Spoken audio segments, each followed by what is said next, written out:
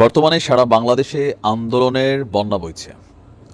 যার যেটা দাবি সেই দাবি আদায়ের জন্য রাজপথে নেমে যাচ্ছে। রাস্তাঘাট ব্যারিকেড হচ্ছে, ব্লক হচ্ছে, তারপর বিভিন্ন ইস্যুতে রাজপথে গাড়িও ভাঙচুর হচ্ছে।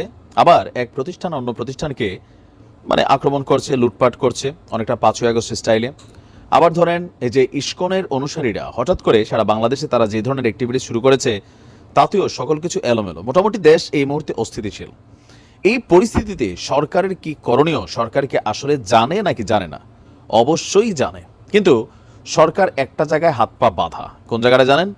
আইন শৃঙ্খলা বাহিনীকে ফুল অথরিটিস দিতে বা যে মাঠ থামাও বা রাজপথ খালি করো, আওয়ামী লীগ সরকারের সময় যেটা বলা হইতো যে রাজপথ খালি করো, বাকি সব আমরা দেখব। তো পুলিশ, র্যাব বা সেনাবাহিনী, বিজিবি বলেন, বাংলাদেশকে মোটামুটি ক্লিয়ার রাখছে। যে মির্জা ফখরুল ইসলাম সাহেব বললেন যে 5ই আগস্টের আগে কি ভাবা যেত যে এরকম সারা বাংলাদেশে চলছে? কথাটা কিন্তু সত্য। ভয় হোক ডর হোক সেটার একটা লেভেল তৈরি করে রাখা হয়েছিল, কিন্তু এখন মানুষের মধ্যে আর ভয় নাই। পুলিশরা দেখতে বলে একদম লটকাই ফেলবো, সেনাবাহিনীর মানুষ গালাগালি করতেছে। আপনি দেখেন রাজপথে ধাক্কাধাক্কি, সিভিলিয়ানের মতন অবস্থা হয়েছে। এই যখন অবস্থা, দেশের এই পরিস্থিতিকে কন্ট্রোল করার জন্য জনাব তারেক রহমান তিনি ডক্টর ইউনূসকে একটা বুদ্ধি দিচ্ছেন। তো এই বুদ্ধিটা আপনিও জানেন, আমিও জানি, সবাই জানে, কিন্তু এই বুদ্ধিটা যিনি অ্যাপ্লাই করবেন তিনি তো বিপদে পড়বেন। কেন পড়বেন? কারণ এই যে সরকারটা যদি এই বুদ্ধিটা অ্যাপ্লাই করতে যায়, তাহলে যেই জায়গা থেকে সরকারটার উৎপত্তি সেই জায়গাতেই কিন্তু আবার ঘুরা একটা নেগেটিভ সিচুয়েশন তৈরি হয়ে যাবে। তারপরও এর বিকল্প নাই।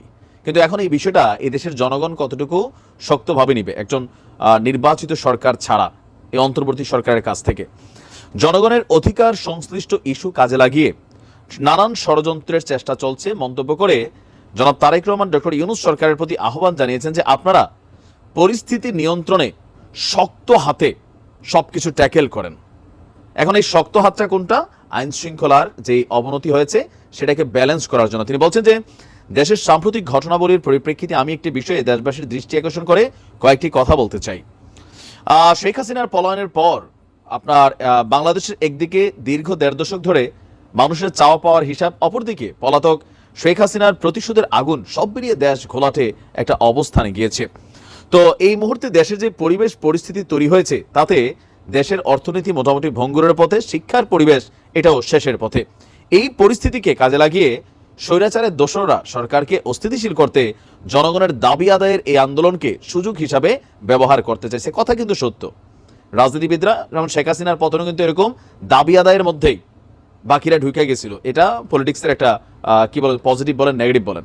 তো তিনি বলছেন এখন এই যে সামগ্রিক ইস্যুগুলো চলছে, সারা দেশে পরিকল্পিত নৈরাজ্য সৃষ্টির অপচেষ্টা চলছে, এখন সরকারের উচিত এগুলোকে বিচ্ছিন্ন ঘটনা হিসেবে না দেখে আপনার রাষ্ট্রীয় স্থিতিশীলতা বিনষ্টকারীদের অপতৎপরাকে রুখে দেওয়া।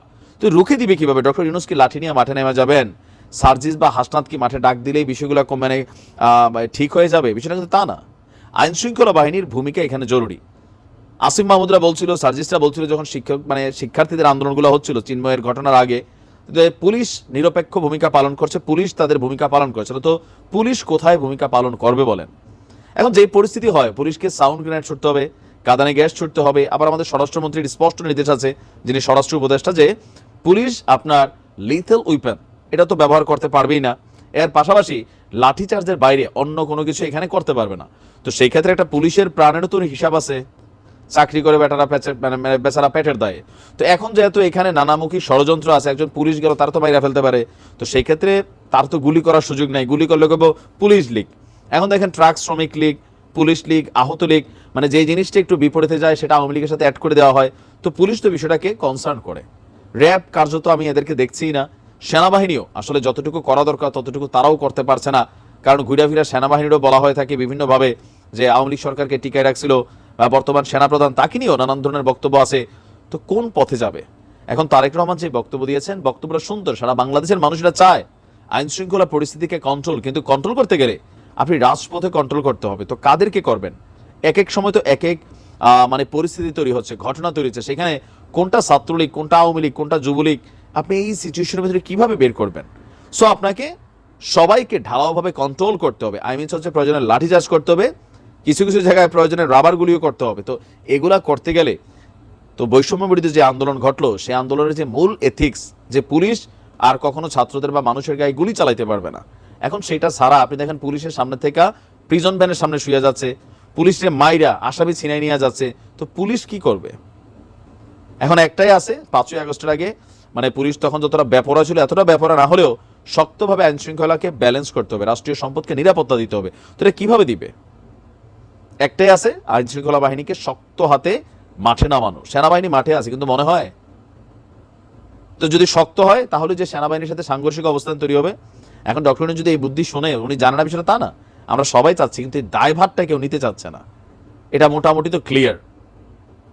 এখন শুনলে সরকার কতক্ষণ টিকবে, না শুনলেও কতক্ষণ টিকবে, একটা উভয় মানে কি বলে যে অহিনকুল সম্পর্কের মাঝখানে আটকে গেছেন ডক্টর মোহাম্মদ ইউনূস। পলিটিক্যাল একটা সরকার ক্ষমতায় গেলে অনেক কিছু কন্ট্রোল করা যায়, তো এখন এই সরকার সর্বোচ্চ চেষ্টা করছে, কিন্তু রাইট নাও সম্পূর্ণভাবে আইন শৃঙ্খলা পরিস্থিতি একদম ব্যর্থ হয়ে গেছে। এখন এটাকে সুস্থ করতে হলে পুলিশকে পাওয়ার দিতে হবে, সেই পাওয়ার কতটুকু দিবে সরকার? ভালো থাকো।